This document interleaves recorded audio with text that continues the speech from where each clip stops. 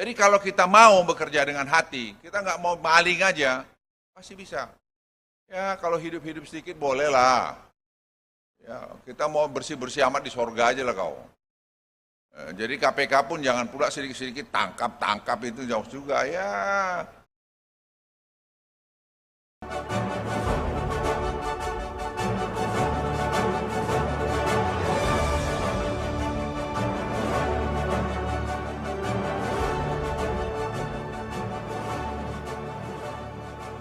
Assalamualaikum warahmatullahi wabarakatuh. Yang saya hormati Ketua KPK, teman-teman menteri dan para gubernur, wali kota, bupati mungkin yang ada hadir. Saya kira pertemuan ini sangat penting karena kita bicara efisiensi negeri ini. Tadi sudah dijelaskan panjang lebar oleh Pak Firly mengenai apa yang dikerjakan oleh juga Pak Anas. Saya sebenarnya melihat masalah itu, saya hidup selalu mencoba melihat masalah itu jadi sederhana. Jadi di breakdown supaya sederhana, supaya memecahkannya mudah.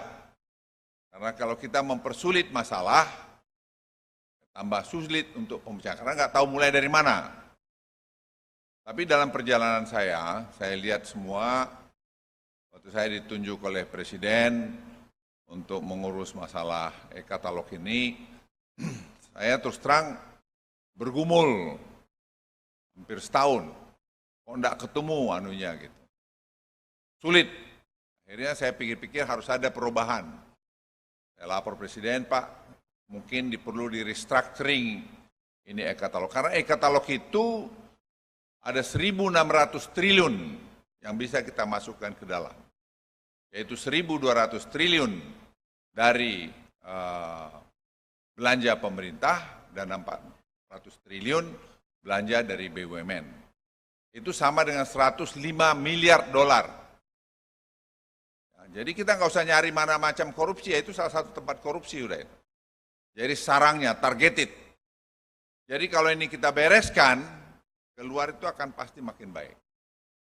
Oleh karena itu dilakukan perubahan, dibikin Pak Anas masuk, yang tadinya berkali-kali saya dorong supaya masuk dia katalog itu sebanyak macam barang kita, karena saya ketua TKDN, itu susah. Saya minta pada Bapak Presiden, mohon Pak kalau boleh Pak Anas jadi ketuanya. Proses Pak Anas masuk ini pun berliku-liku. Tapi begitu dia masuk, angka cuma dari 90.000 yang ada di dalam, hari ini teman-teman sekalian, itu sudah 2,3 juta ya, Pak Ende, 2,3 juta. Jadi 2,3 juta item. Tahun ini kita targetkan 400 triliun harus masuk dalam e-katalog, itu ternyata masuk hampir 900 triliun ya. Yang masuk di e-katalog, yang orang belanja dari e-katalog, komitmen 900 triliun. Dan itu yang buatan dalam negeri, itu sudah hampir dekat 400 triliun. Dari hasil BPS, 400 triliun itu, dan kalau itu dibuat dalam negeri, ini supaya Bapak Ibu sekalian sadar, kita nggak usah bicara korupsi kemana-mana dulu lah, OTT apa segala macam itu. Itu sama dengan 2 juta lapangan kerja. Jadi kalau kita bisa membuat 400 triliun, dan itu menjadi 400 triliun dibuat dalam negeri, 400 itu 2 juta lapangan kerja, dan itu akan berdampak pada 1,7% pertumbuhan ekonomi kita on top of pertumbuhan ekonomi yang dibuat oleh Bappenas atau Kementerian Keuangan. Jadi Bapak Ibu sekalian, dampaknya itu super besar. Jadi kalau negeri ini mau maju, sebenarnya itu aja kita beresin. Kita nyari investasi 5 miliar dolar tuh bengek. Setengah mati, saya ngalamin. Nggak gampang. Kita punya duit di kantong kiri 1,5 miliar dolar, tinggal kita pindahkan ke kantong kanan kita, 100 atau 50 miliar atau 70 miliar dolar, itu tiap tahun.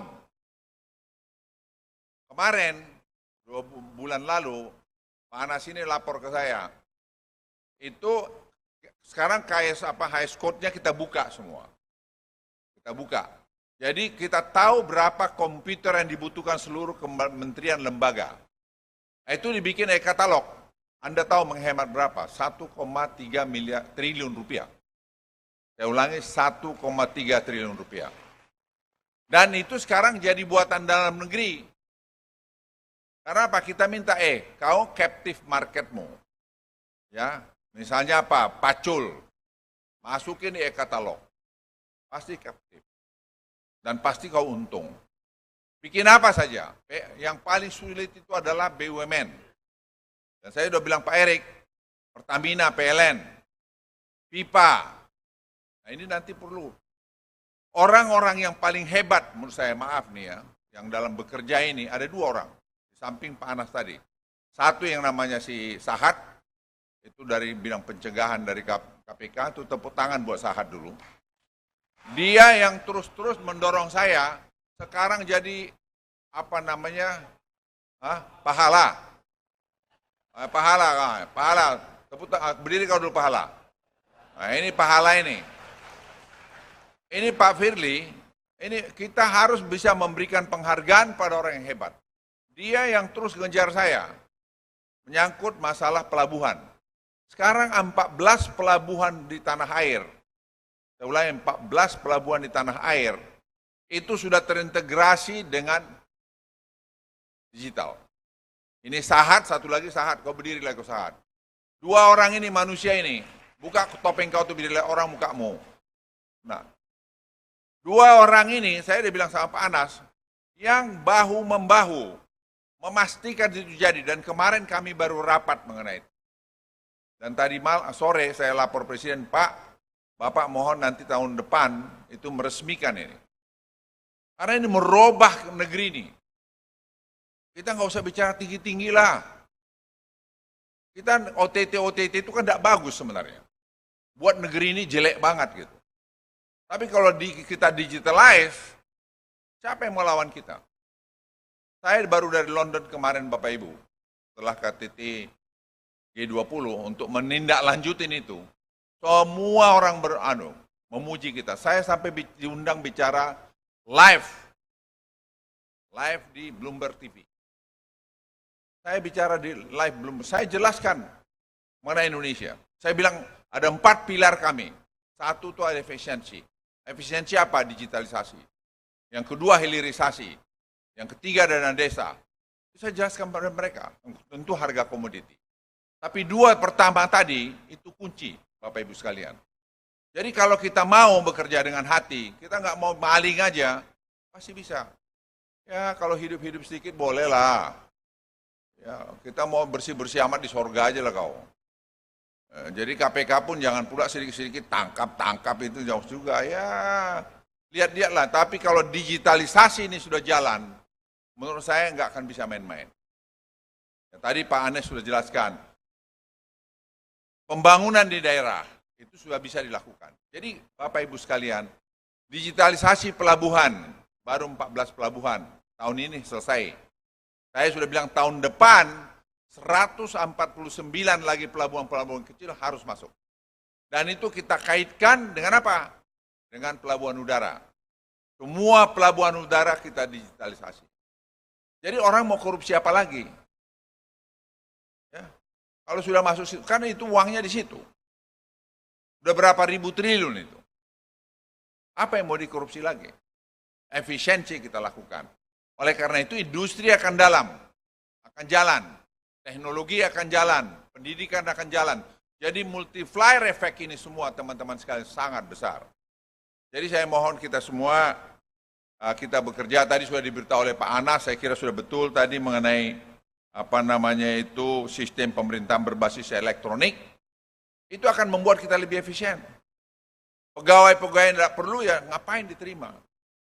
Berapa triliun? Itu 30%, 25 triliun ya Pak Anas ya. Gaji itu dari 30% kalau kita kurangi itu 25 triliun, kalau tidak keliru angka itu kemarin. Sekarang penerimaan negara, Bapak Ibu sekalian pasti naik. UMKM pasti jalan. Ya. Penerimaan negara bagaimana nggak naik? Tadi seperti pajak dari semua digitalize. Kita efisiensi pelabuhan sudah turun sekarang jadi 23 ya. Kemarin saat 23,9. Kos di pelabuhan. 18% dari 27. Ya, 27 ya. 23. Jadi 23 turun ke 17. Negara-negara ASEAN itu masih 15. Jadi kita akan bisa, padahal itu baru 2 tahun. Jadi Bapak Ibu sekalian, bangsa ini bangsa hebat. Asal kita kompak. Jangan kita bangga melihat orang lain menderita. Menderita karena kita yang buat.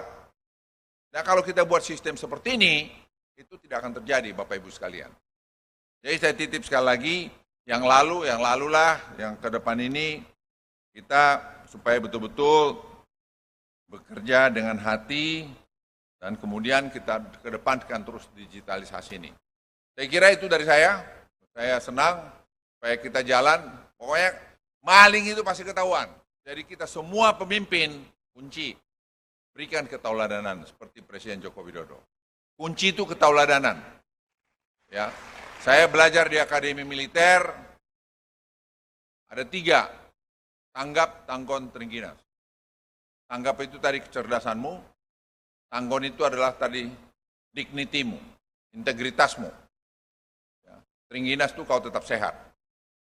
Jadi 3 hal ini kunci, dan 3 hal ini, kata anunya hanya 1, ketauladanan. Saya ngalamin. Ya, kalau di Kopassus itu, antara probability mati antara si prajurit dengan perwira sama. Karena jumlah kami kecil. Dan saya ngalamin itu. Saya tidak akan mungkin di anak buah saya kalau saya tidak berani untuk artinya maju terdepan sama mereka. Dan kemungkinan saya mati dengan dia sama. Tapi saya mau bilang sama Anda semua, alam ini udah ngatur, kalau belum kau mau check out, ya nggak check out. Ya, tapi kalau kau mau check out, kapan aja kau check out. Jadi kita tidak perlu khawatir berlebihan.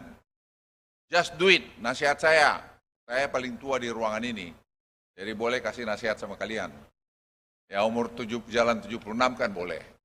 Jadi saya terima kasih pada Pak Pahala, saya terima kasih pada Pak Sahat, Anda berdua, saya kira membuat perubahan sekarang ini, dan saya tadi beritahu Pak Firly, lihat tuh anak buahmu itu paten. Ya, jadi supaya dianukan, promosikan, dan saya juga anak buah saya Sahat ini saya bilang saya mau promosikan. Saya pikir kita harus berani mendorong orang-orang yang baik, ya harus berani. Jangan kita belagak-belagak untuk tapi tipu aja di otak kita. Sekali lagi terima kasih. Wassalamualaikum warahmatullahi wabarakatuh.